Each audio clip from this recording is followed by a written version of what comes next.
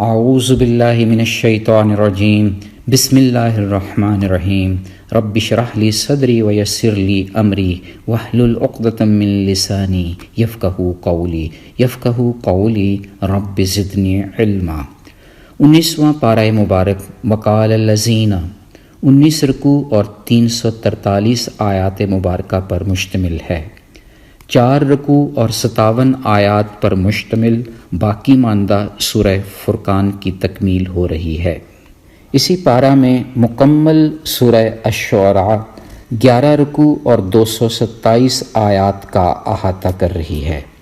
پھر سورہ نمل کے پہلے 4 رکوع بھی اسی پارہ کا حصہ ہیں۔ اس پارہ مبارک کو میں نے ڈیوائن سائنس یعنی ربانی نشانیاں کا نام دیا ہے۔ قدرت کے ہر عمل میں ہمارے سیکھنے کے لیے بے بہا نشانیاں ہیں۔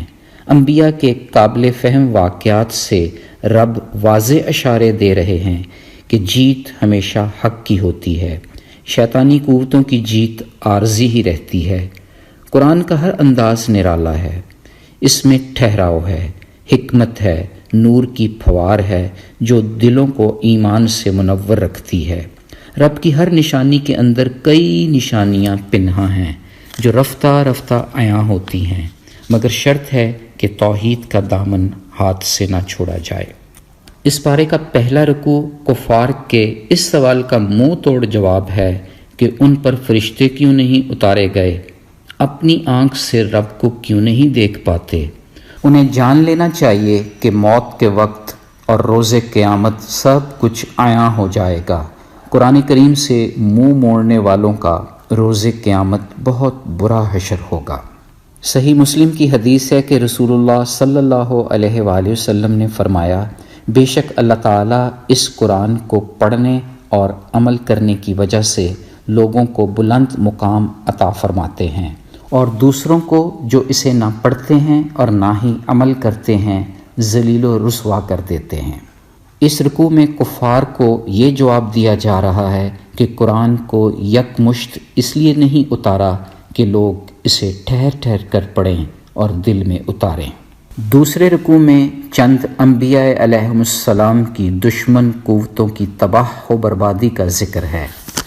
موسیٰ، ہارون، عاد، سمود، نوح کی اقوام کے عبرتناک انجام سے نوح انسانیت کے لیے سبق ہے کہ آج محمد مصطفیٰ صلی اللہ علیہ وآلہ وسلم سے انکار کرنے، اس کی تعلیمات سے روگردانی کرنے اور آپ صلی اللہ علیہ وآلہ وسلم کا مذاق اڑانے والوں کا بھی ویسا ہی انجام ہوگا۔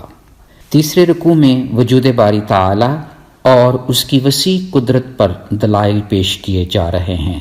یہ اس کی ربانی نشانی ہے کہ رات ہمارے آرام کے لیے بنائی، آسمان سے ہواؤں اور بارشوں کی نعمت برسائی۔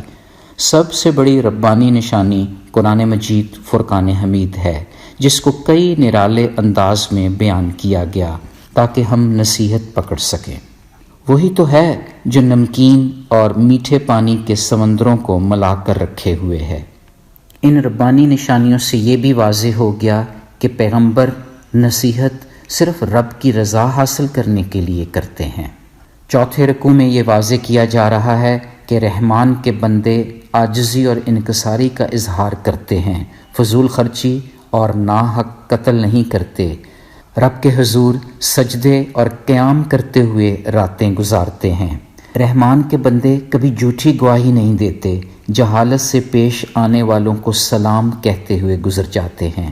مزید واضح ہو گیا کہ رب کی جانب رجوع کرنے والوں کے تمام گناہ معاف ہی نہیں کر دیے جاتے بلکہ انہیں نیکیوں میں بدل دیا جاتا ہے۔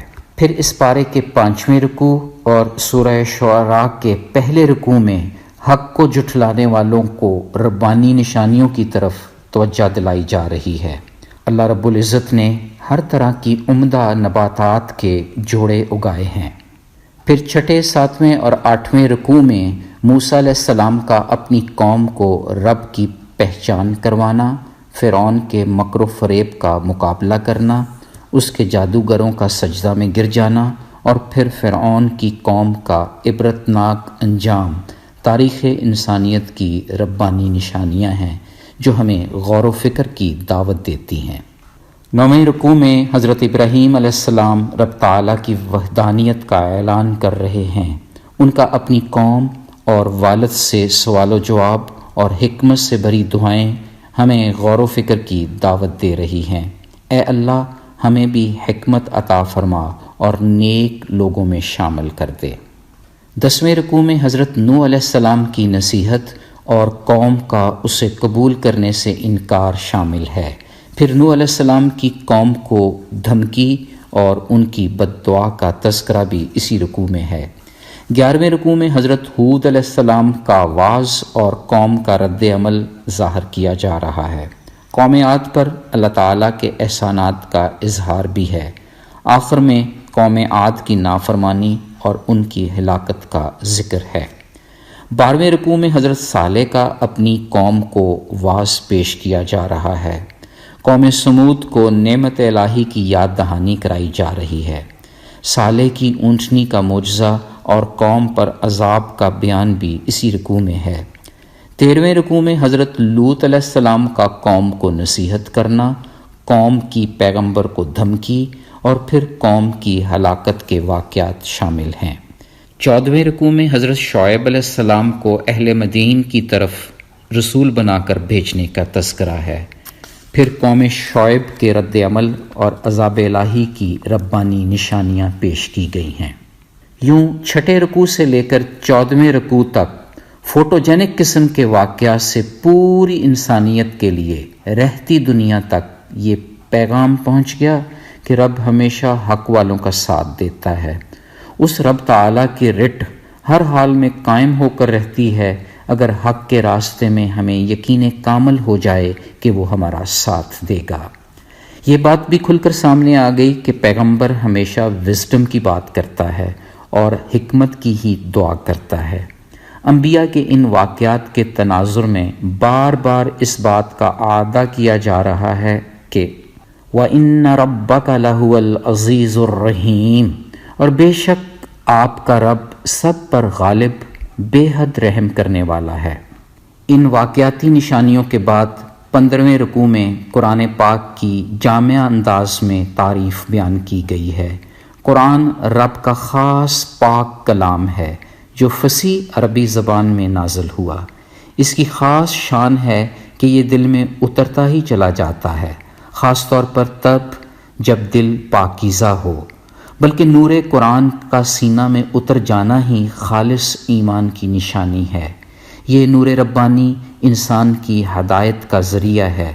پھر اسی رکوع میں آپ صلی اللہ علیہ وآلہ وسلم کو توحید پر قائم رہنے اور اعلان توحید کا حکم دیا جا رہا ہے۔ رکوع میں یہ بھی واضح ہو گیا کہ شیطان جھوٹے بدکار پر اترتے ہیں۔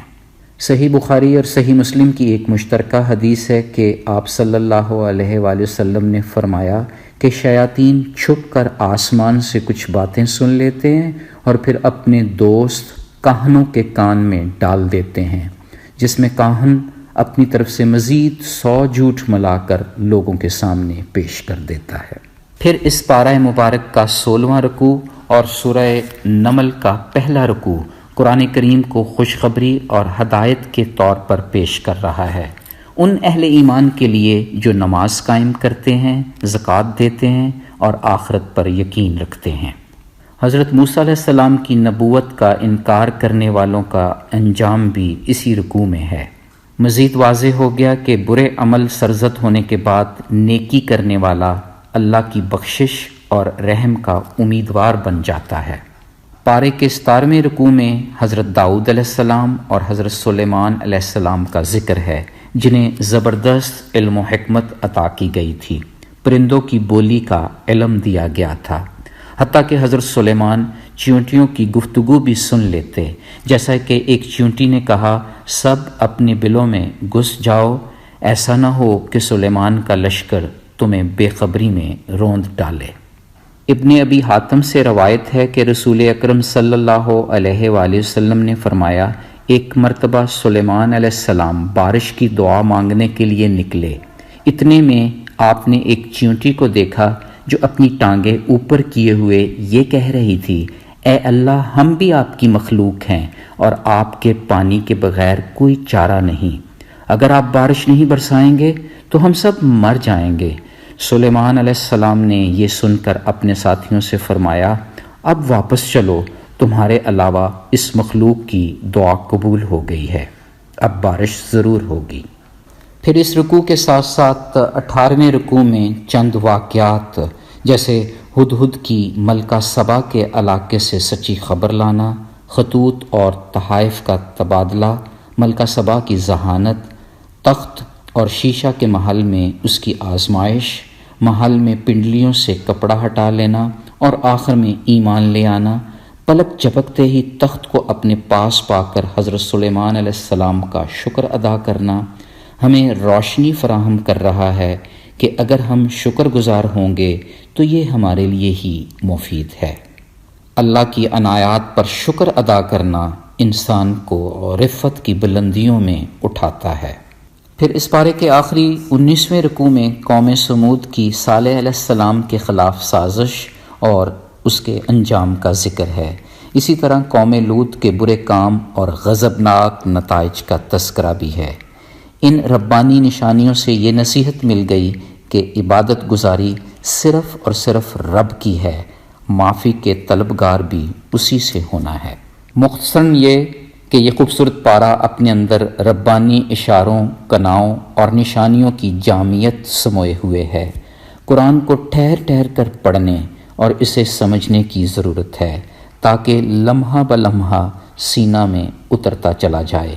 مومن کے دل میں رب سے امید اور خوف دونوں موجود ہیں، جو بالترتیب میٹھے اور کڑوے پانی کے استعارے ہیں۔ میٹھے پانی کا اشارہ شریعت کی طرف بھی ہے، کڑوے پانی کی نسبت حقیقت الہی سے ہے جو روحانی ریاضت سے حاصل ہوتی ہے۔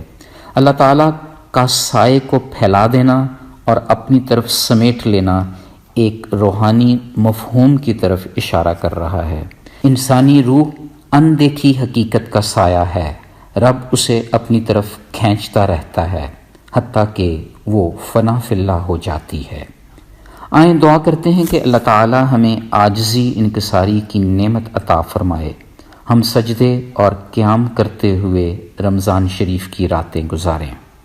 اے پاک مولا، اپنے وعدہ کے عین مطابق ہماری خطائیں معاف فرما دے اور ہمارے چھوٹے بڑے گناہوں کو نیکیوں میں بدل دے۔ یا اللہ، ہمارا یہ عاجز دل قرآن کے نور سے بھر دے، شیطان کے حملوں سے محفوظ فرما کر توحید اور ایمان کی قوت عطا فرما دے۔ یا کریم مولا، تیرے لیے تو کچھ بھی مشکل نہیں ہے، بس میرے لیے حکمت اور معرفت کے سب دروازے چوپٹ کھول دے۔ آمین یا رب العالمین۔ سبحان ربک رب العزت عما یصفون وسلام علی المرسلین والحمد للہ رب العالمین۔ فی امان اللہ، اللہ حافظ۔